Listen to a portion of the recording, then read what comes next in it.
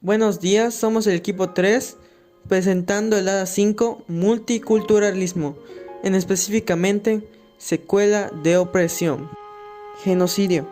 Siendo un acto de opresión absoluta y extremista para destruir deliberadamente un grupo, fuerza a adoptar las culturas o normas de un grupo dominante que en este caso, con la intención de purificar al pueblo y reivindicarlos a su estado natural, a continuación se explicarán con detalle. Pol Pot y los Khmeres Rojos, el genocidio camboyano. Durante casi 4 años, Camboya fue sometida a un régimen despiadado y sanguinario, con la finalidad de conseguir la primera sociedad realmente igualitaria del mundo. Pero, ¿a qué costo? El resultado fue un genocidio, eliminación deliberada de grupos mediante el asesinato masivo. Como resultado, ocasionó la muerte de más de la cuarta parte de la población. Estamos hablando de unas cifras increíblemente sorprendentes y tristes, de más de 2 millones de camboyanos inocentes, con el propósito de sacar adelante a su país. Al hablar de los personajes principales que fueron interactuando y participaron en el genocidio de Camboya, es importante mencionar a Pol Pot, líder del movimiento desde que asumió su cargo como secretario general en 1963 hasta 1981 y que fue líder hasta el día de su muerte.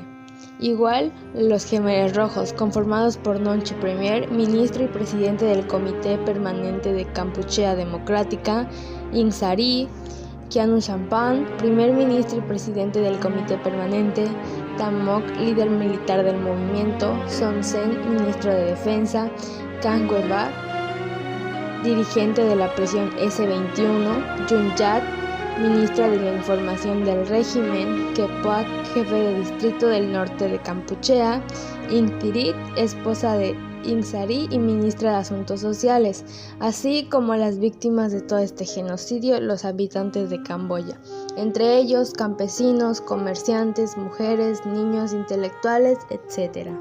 Este lamentable hecho sucedió en Camboya, actualmente República Popular de Kampuchea. Inició en el año de 1975. Lol Nol es derrocado por los Khmeres Rojos. Los Estados Unidos se retiran de Camboya, Vietnam y Laos. Pol Pot, líder de los Khmeres Rojos, es declarado jefe de Estado. Nombra el país como Kampuchea Democrática. Todas las ciudades y poblados camboyanos son evacuados y sus habitantes enviados a campos de concentración agraria. Comienzan las ejecuciones de personas que Pol Pot veía como enemigos de Estado. Entre ellos estaban los estudiantes, los profesores, los intelectuales, los artistas, líderes religiosos. Toda religión es prohibida. Se suprime la moneda y el mercado.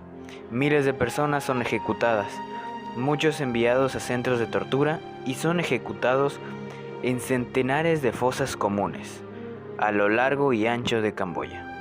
Muchos mueren de hambre, fatiga y epidemias, y termina en 1979.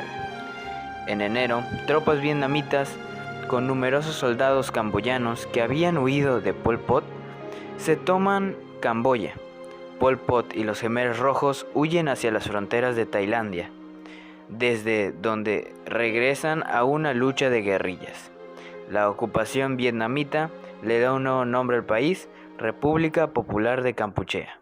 Desde ahí se empieza a recuperar poco a poco a la paz.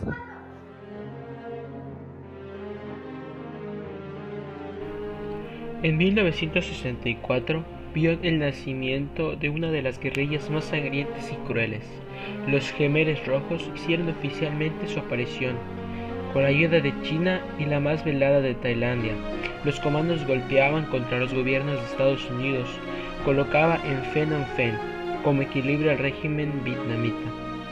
Aunque la muerte política de Pol Pot fue saludada con entusiasmo en las capitales occidentales, su poder fue preservado durante décadas por Washington y sus aliados. Esa situación no impidió que los Khmeres rojos alimentasen lentamente un odio profundo contra las potenciales occidentales. En 1970, Camboya sufrió de manera terrible las consecuencias de la guerra de Vietnam. Su territorio también fue asolado sistemáticamente por las fuerzas estadounidenses, que arrojaron toneladas de bombas.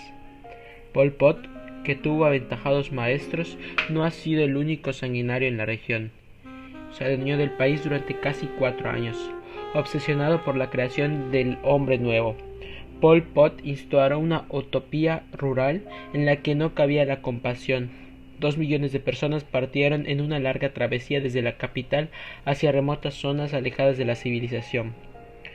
Las noticias sobre el genocidio tardaron en llegar al resto del mundo. Afortunadamente, la utopía de Pol Pot no duró mucho.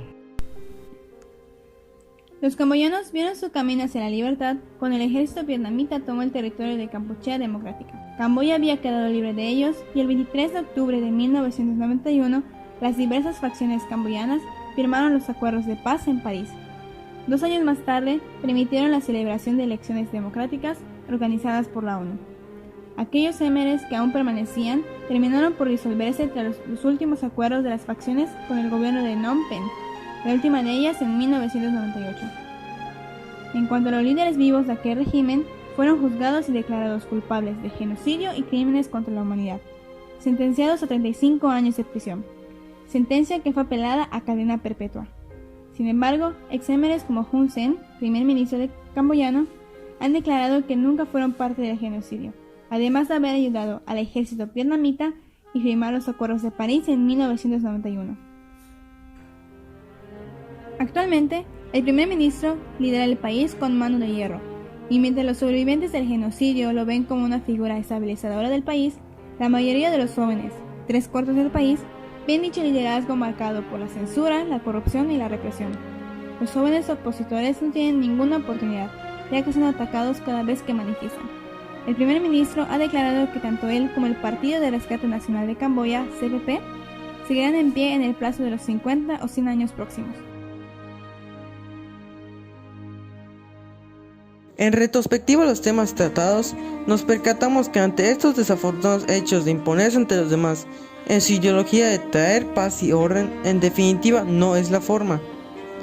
Este hecho de asimilación forzada y genocidio demuestra lo vital e importante que es respetar los derechos y costumbres de los grupos étnicos y sus derivadas, sin discriminar de ninguna forma las costumbres o modos de vida de cualquier sociedad, estado, grupo o individuo.